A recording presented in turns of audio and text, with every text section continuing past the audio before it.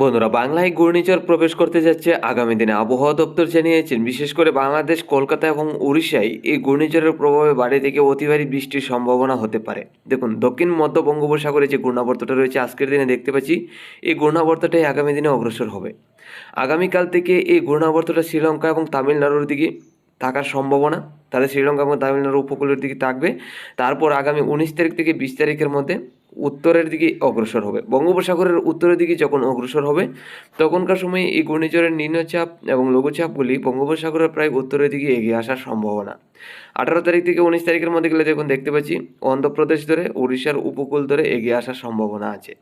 20 তারিখের মধ্যে উড়িষ্যা এবং অন্ধ্রপ্রদেশের দিকে থাকবে এই ঘূর্ণাবর্তটা।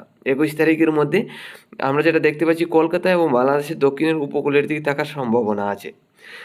21 তারিখ সকালের মধ্যে থাকবে কলকাতা এবং উড়িষ্যার দিকে, বিকালের মধ্যে থাকবে বাংলাদেশের দক্ষিণের জেলাগুলির দিকে। তাহলে দেখতে পাচ্ছি খুলনা, বরিশাল, চট্টগ্রামের দিকে আগামী 21 তারিখের মধ্যে এই ঘূর্ণাবর্তটা থাকবে।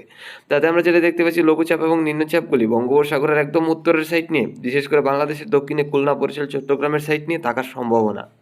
এখন দেখে নিচ্ছি নিম্নচাপ, এই ঘূর্ণাবর্তের কারণে কী পরিমাণ নিম্নচাপ প্রবেশ করবে। আগামী 20 তারিখ শুক্রবারের মধ্যে গেলেই আমরা দেখতে পাচ্ছি এই নিম্নচাপগুলি ঘূর্ণাবর্তের কারণে অন্ধ্রপ্রদেশ এবং উড়িষ্যার উপকূল ধরে থাকবে। কলকাতার দিকে হালকা পাতলা কিছু নিম্নচাপ এগিয়ে আসবে।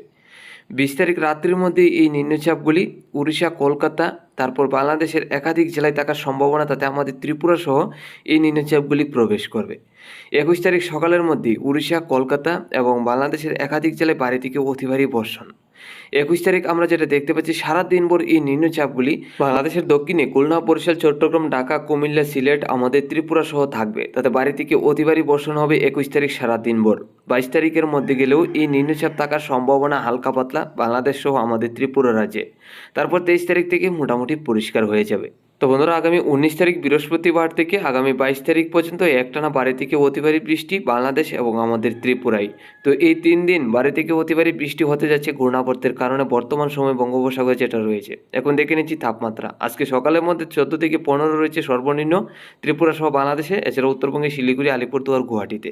আজকে দুপুরের মধ্যে 24 থেকে 27, 1 থেকে 2 ডিগ্রি তাপমাত্রা বাড়বে। আমরা যেটা দেখতে পাচ্ছি ত্রিপুরা সহ বাংলাদেশে তাপমাত্রাটা কিছুটা ঊর্ধ্বমুখী হবে। আজকে রাত্রের মধ্যে গেলে 14 থেকে 15, মোটামুটি তাপমাত্রা কিছুটা ঊর্ধ্বমুখী হওয়ার সম্ভাবনা আছে।